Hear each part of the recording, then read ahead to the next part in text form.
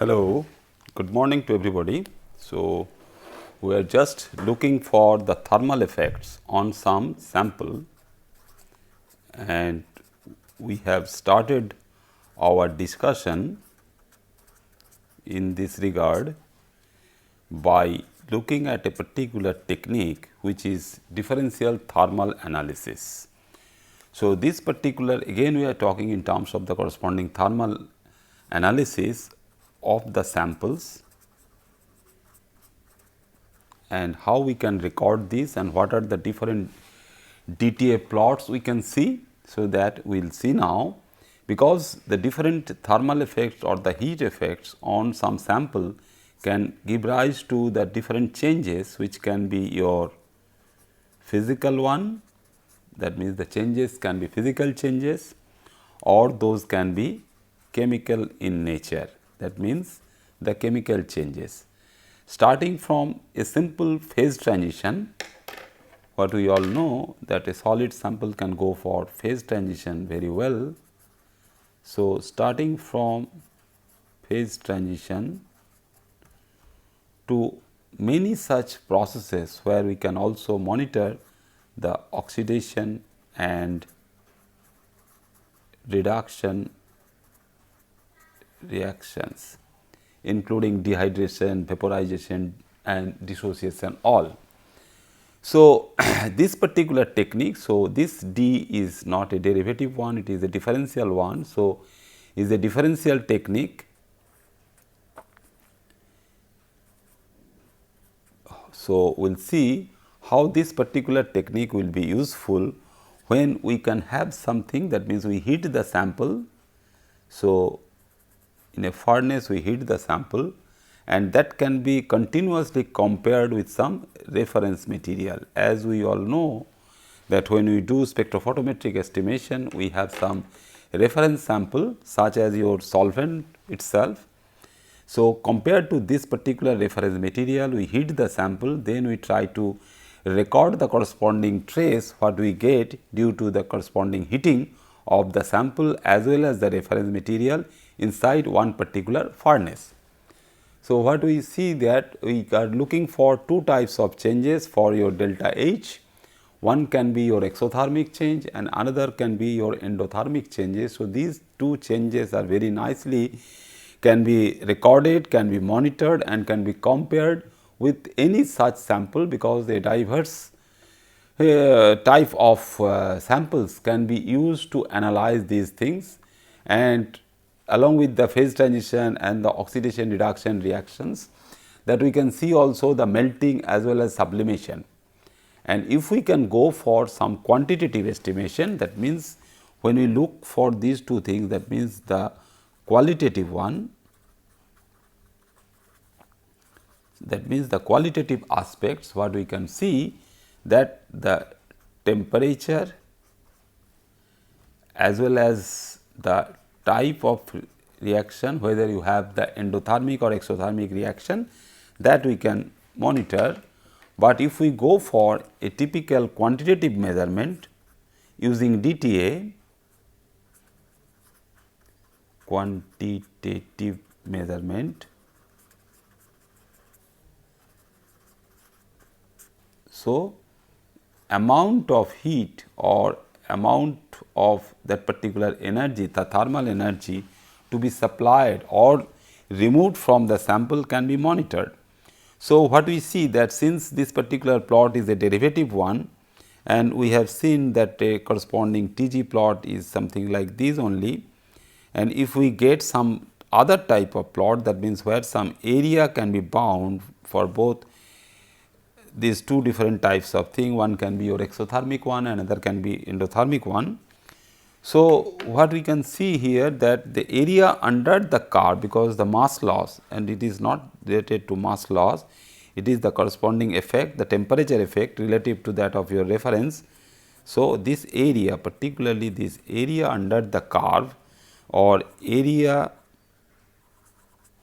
under the peak, because always we know if there is any peak, the peak area is always very much important to monitor. So, quantitatively what we can do? Quantitatively we can go for the corresponding estimation, that means this can be equivalent to the enthalpy change, and this we can write in this fashion that it is enthalpy change or delta H. And we can see also that this particular thing, that when you go for the quantitative measurement, that area under the peak or under the curve we monitor, but this is not affected by the heat capacity of the sample. So, if there is a difference in the heat capacity from one sample to the other, we will not see that is reflected to the corresponding peak under the Dta plot. So, what we look for a typical instrument. So, what type of instrument we can have? So, a particular Dta instrument can have these particular components starting from your sample holder.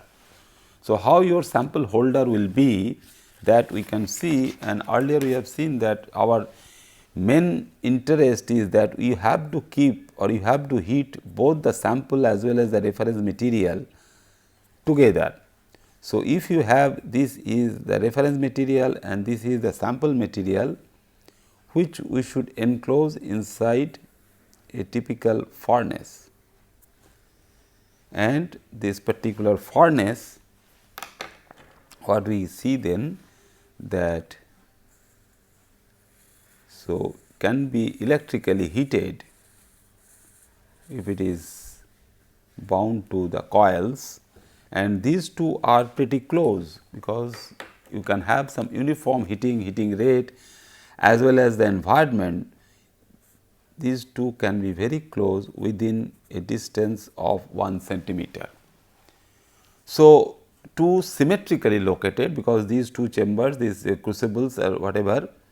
So, two symmetrically located and identical chamber, these two can be separated also. So, because we have to have some connectivity from here for recording the corresponding heat effect, and sometime a instrument can be a common, because we can record both Tg plot and the Dta plot over there.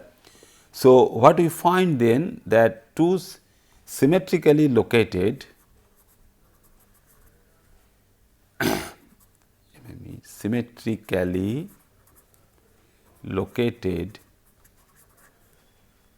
and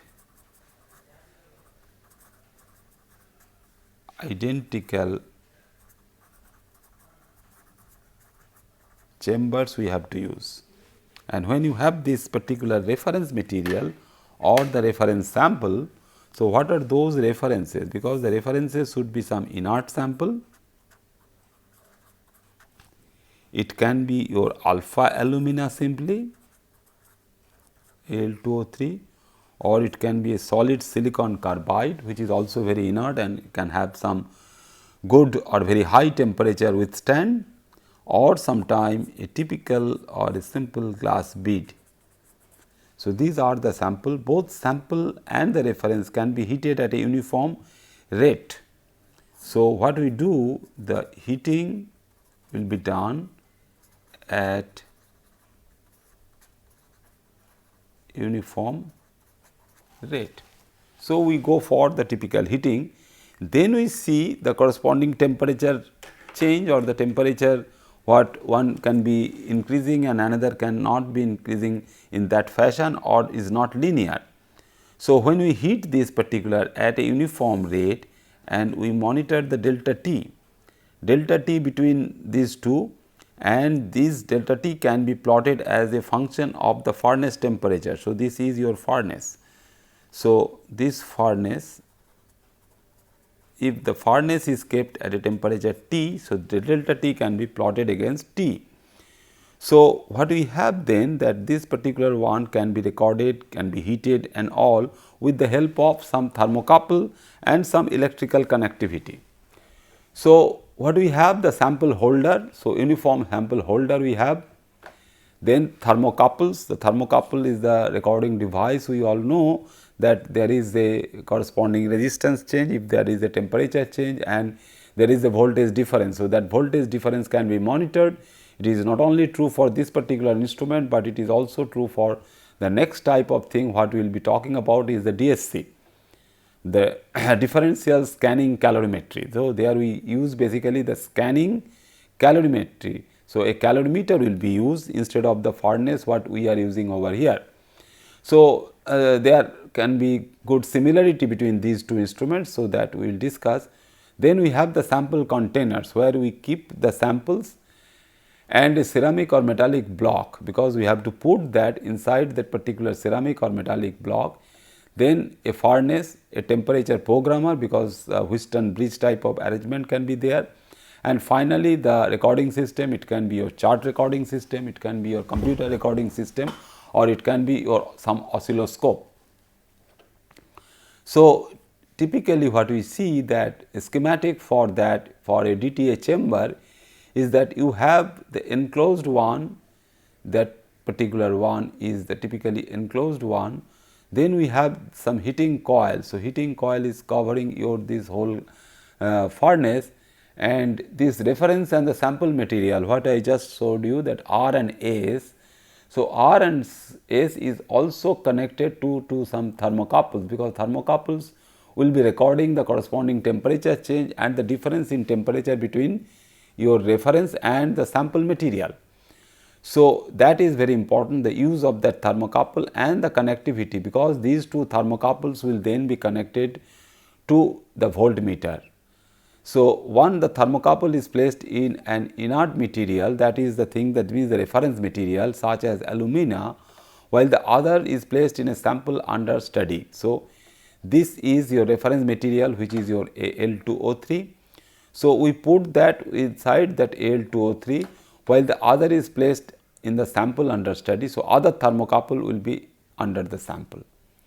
So, these two thermocouples will now use, and we just try to record these things. So, when we see that there will be the temperature, that means the reference temperature you have the sample temperature, and you have the furnace temperature.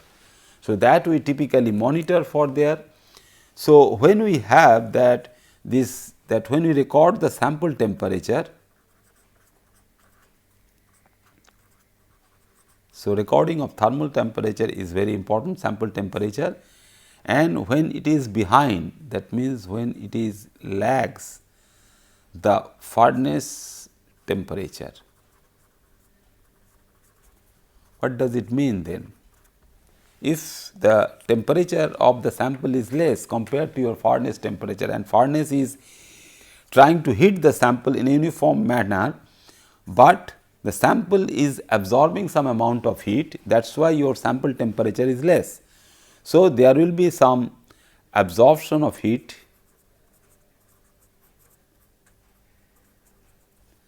So, absorption of heat. So, that we will try to monitor. So, during these two cases, that means the number, shape and positions what we can identify, as well as the area under the peak that I told you just now, that for your quantitative measurement the area under the peak is very important.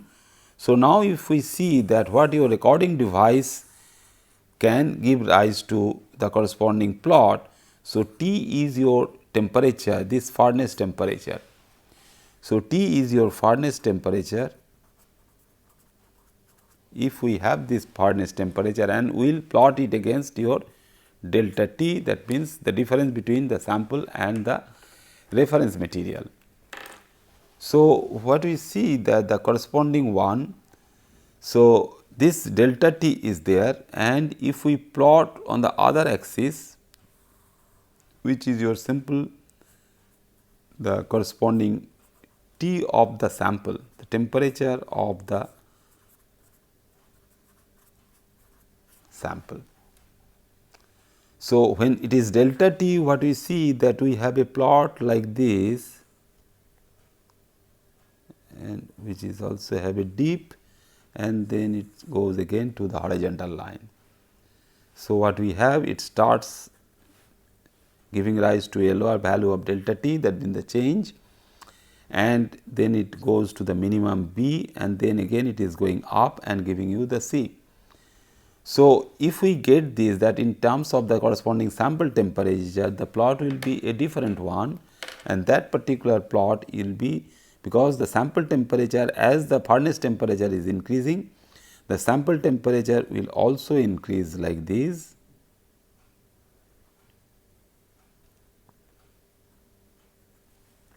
And it will go and cut like this. So, here also you have the corresponding A point and the corresponding C point, and this is definitely your P. So, these are the two different types of plots we can have. So, this is your sample. So, this is the sample temperature and this is the corresponding one as the difference that is the delta T. So, we can have two different types of these. So, two processes. So, when we go for the qualitative analysis, so the qualitative analysis will tell us that either we have the endothermic activity for those samples can show different types of behavior, or we can have the exothermic behavior. So, that we just typically try to monitor and we examine and we then correlate with the corresponding area of the curve, because this area will quantify the corresponding temperature effect. So, exothermic one is a typical example for phase transition. So, it can be typically the phase transition, and endothermic one is for melting, it can be for boiling, it can be for sublimation. So, we are not talking anything in terms of the corresponding sample mass. So, it does not require any change in mass. So, no change in mass, unlike your Tg measurement. So, in case of your thermogravimetric measurement, we are looking for the change in the corresponding mass, but here we are talking in terms of the corresponding temperature change. So, in order to obtain a meaningful information by quantitative analysis, which is your corresponding peak area. So, peak area obviously will be dependent on the mass, but we are not looking for the change in the mass, but it will be proportional to the mass of the sample,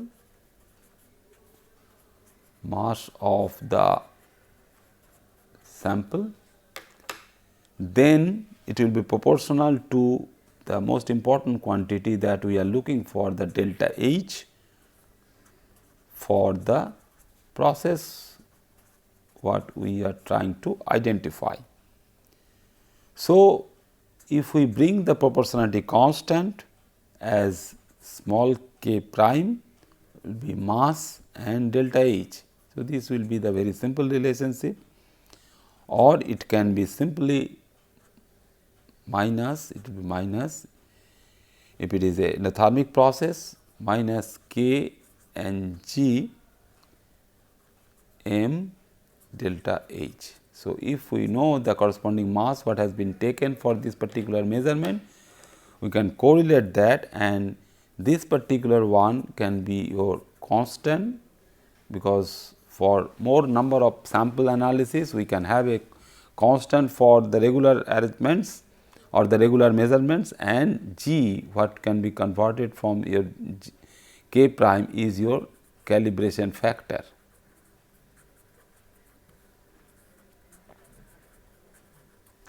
What we can use for this particular study.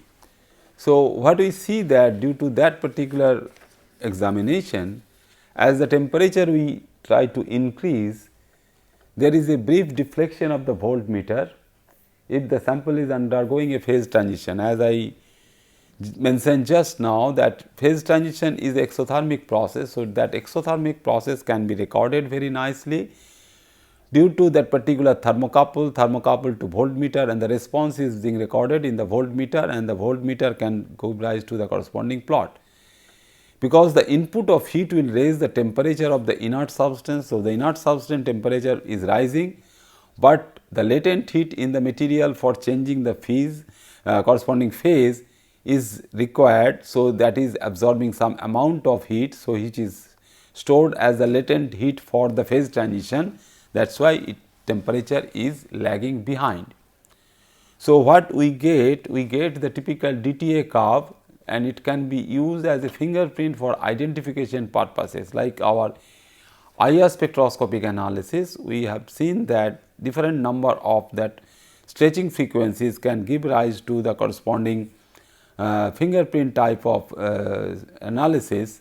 That is, you have to match the thing. That means, for a particular sample you have a DTA curve, and you can measure the DTA curve with the pure version of that particular sample, such as that of your calcium oxalate or magnesium oxalate, what we have seen earlier.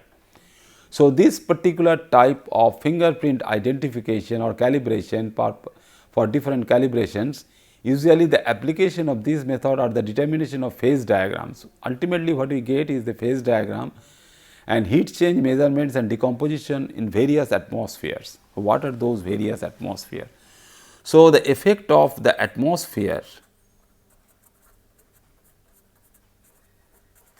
is very important, and that particular atmosphere, if we just simply compare the two things, that means that carbon dioxide atmosphere and the air atmosphere, how it will look like. So, the corresponding plot, what we have seen earlier, that the Tg plot we know, and that particular Tg plot we will just convert it to the corresponding Dta plot.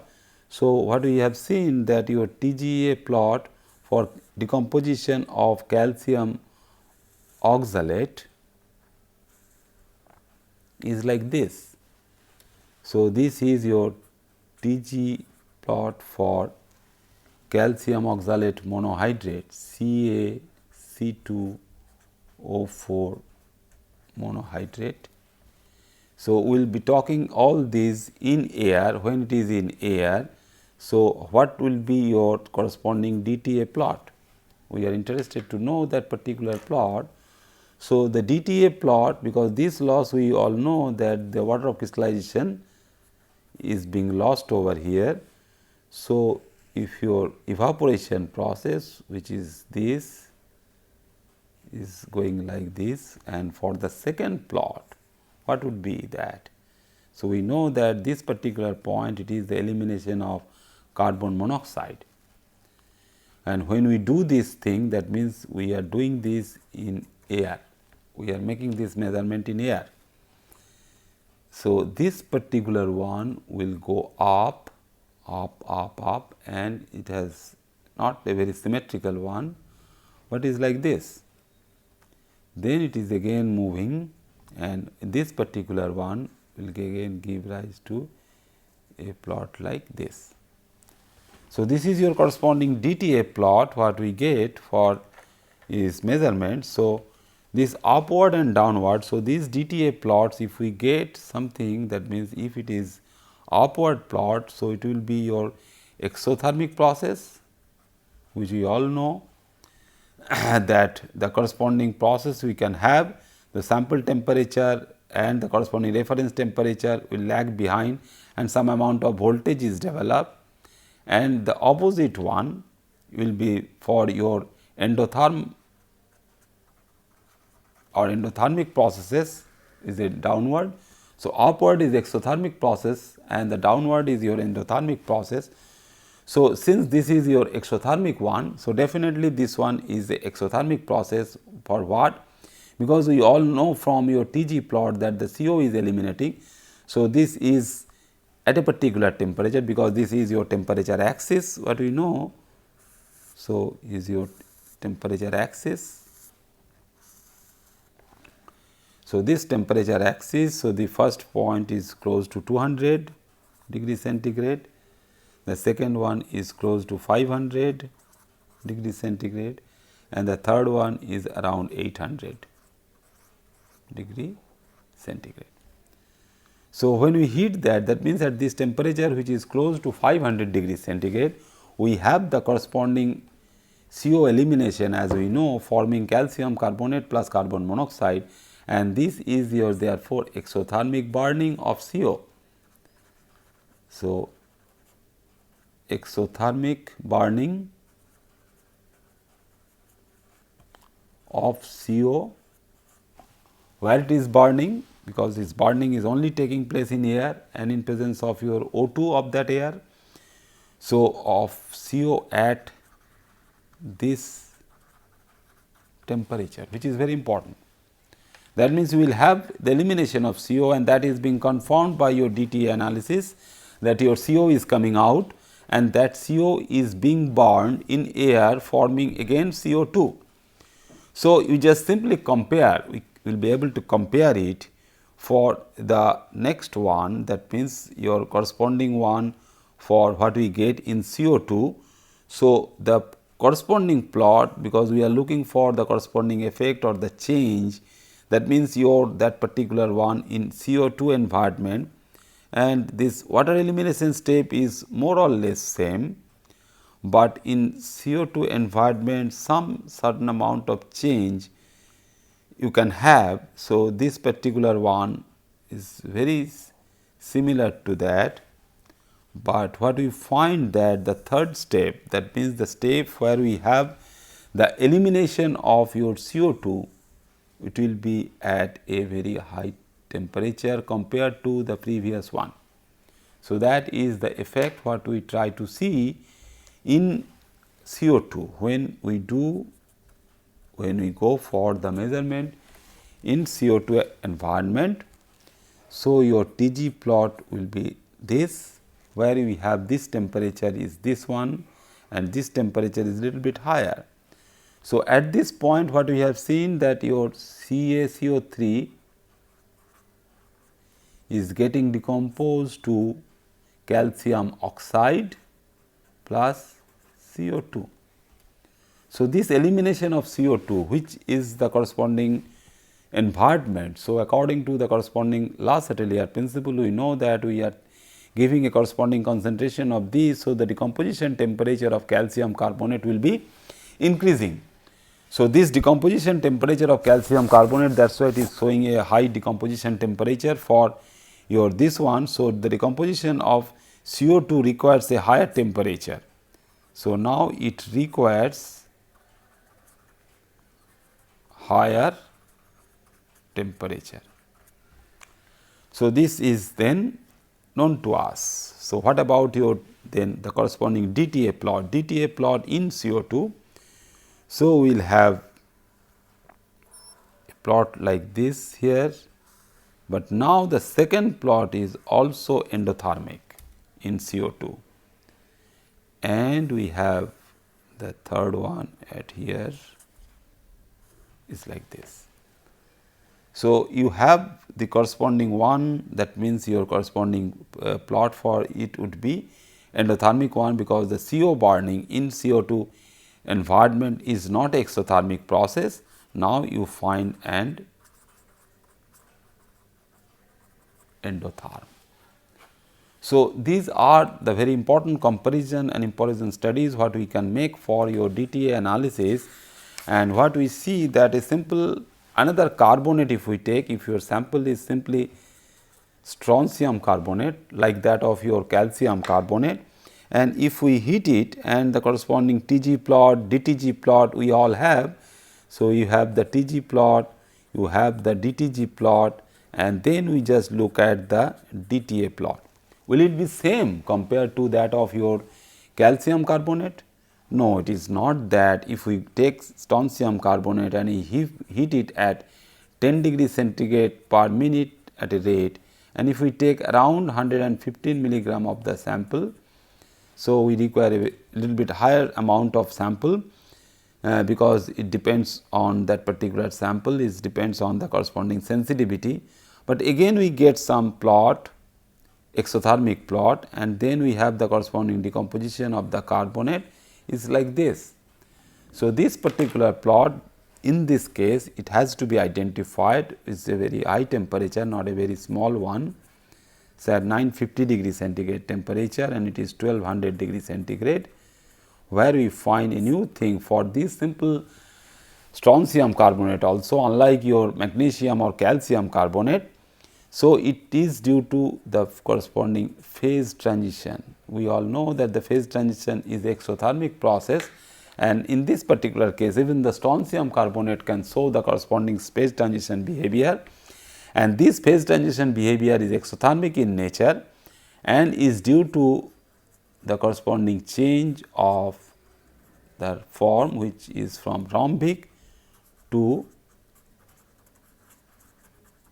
hexagonal one. So, that is why we see that DTA thing is not only giving rise to the different types of gases, what is coming out from the sample and how it is burning, and most interestingly this phase transition from any material, any inorganic glass sample or inorganic solid material or the rubber like polymer material, we can identify particularly for this phase transition, because we know that the polymer analysis we can have the corresponding glass transition temperature Tg, then we can have the crystallization temperature, all we can study by this particular useful technique. Okay, thank you very much.